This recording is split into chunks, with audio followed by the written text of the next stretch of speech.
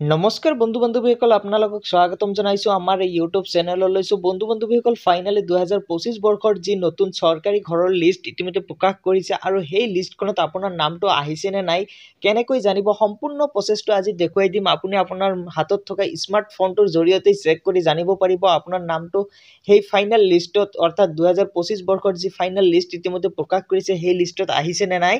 তাৰ আগতে সৰু এটা ৰিকুৱেষ্ট, যদি আপুনি আমাৰ ইউটিউব চেনেললৈ নতুনবাৰৰ কাৰণে ভিজিট কৰিছে, প্লিজ চেনেলটো ছাবস্ক্ৰাইব কৰি বেল আইকনটো বজাই দিব। এতিয়া মই ডেছক্ৰিপশ্যনত এটা লিংক দি ৰাখিছোঁ আপোনালোকৰ সুবিধাৰ্থে। সেই লিংকত ক্লিক কৰাৰ লগে লগেই আপুনি ডাইৰেক্ট এই পেজত আহি যাব। আহি যোৱাৰ পিছতে পোনপ্ৰথমতে ৰাইট ছাইডত ওপৰত দেখিব পাইছে 3 ডট আছে, তাত ক্লিক কৰি আপুনি ডেস্কটপ ছাইটটো অন কৰি দিব। ডেস্কটপ ছাইটটো অন কৰাৰ লগে লগে আপোনাৰ মোবাইলটো কম্পিউটাৰ আকাৰত কাম কৰিব ধৰিব।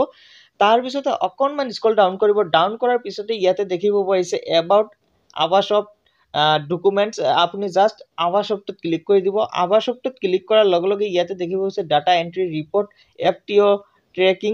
আপুনি জাষ্ট ৰিপৰ্টত ক্লিক কৰি দিব।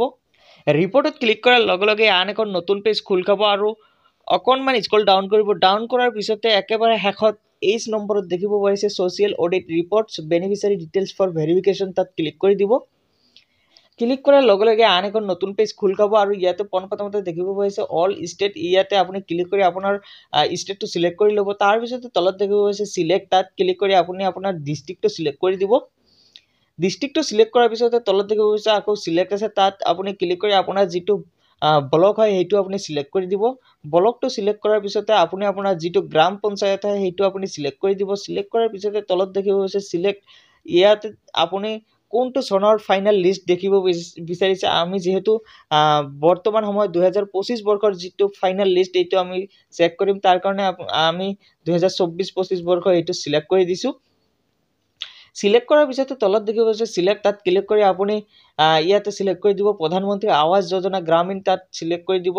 চিলেক্ট কৰাৰ পিছতে তলত দেখিব পাৰিছে এটা কেপচা কোড শ্ব' হৈছে। ইয়াতে -+ যিটো থাকে সেইটো আপুনি ইকুৱেল কৰি ইয়াতে ফিল কৰি দিব।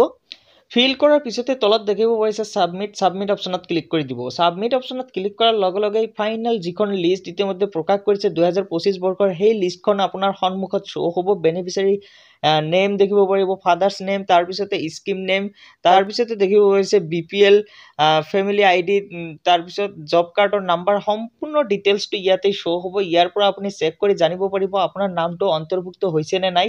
ইয়াতে ৰেজিষ্ট্ৰেশ্যন নাম্বাৰ আছে, গোটেইবিলাক ইয়াৰ পৰাই চেক কৰিব পাৰিব। আৰু এই লিষ্টখন যদি আপুনি ডাউনলোড কৰিব বিচাৰিছে তেনেহ'লে ইয়াতে দেখিব পাইছে ডাউনলোড PDF। এই ডাউনলোড এপত ক্লিক কৰাৰ লগে লগে আপোনাৰ PDFখন মোবাইলত ডাউনলোড আকাৰে ছেভ হৈ যাব। চ' বন্ধু বান্ধৱীসকল, কেনেকুৱা লাগিল আজিৰ এই ভিডিঅ'টো? যদি ভিডিঅ'টো ভাল লাগিছে আপোনাৰ বন্ধুবৰ্গলৈ শ্বেয়াৰ কৰি দিব আৰু চেনেললৈ নতুনবাৰৰ কাৰণে আহিলে চেনেলটো ছাবস্ক্ৰাইব কৰি বেল আইকনটো বজাই দিব।